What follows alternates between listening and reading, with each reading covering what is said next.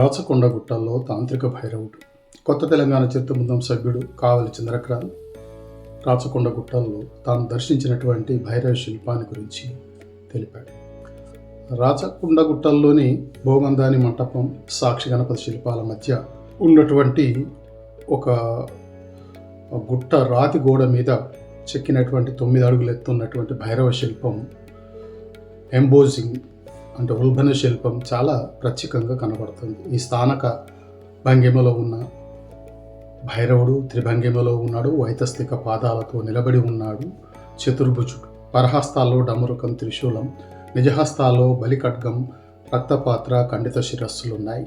ఆ శిరస్సు కింద రక్తం కోసం ఎగబడుతూ ఉన్నటువంటి శ్వానం లేదా శునకం ఉంది.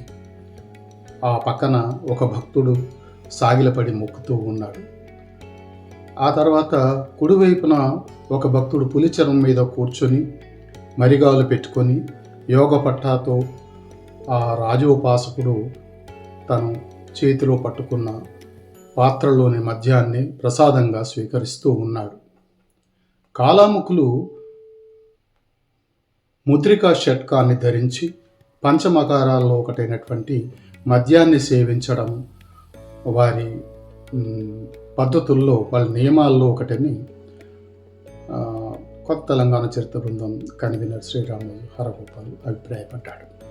భైరవుని తల మీద 2 సర్పాలు ఉన్న నాగతోరణం, భైరవునికి నాగకిరీటం, నోట్లో కూరలు, అతని చెవులకు కూడా సర్పాలే ఆభరణాలు, మెడలో హారగ్రయవేయకాలు, వక్షం మీద, ముఖాల మీద నాగబంధాలు, చేతులకు కంకణాల, కాళ్ళ కడియాలు, ఎత్తులు కట్టినటువంటి కట్టె పాదుకలు ఉన్నాయి.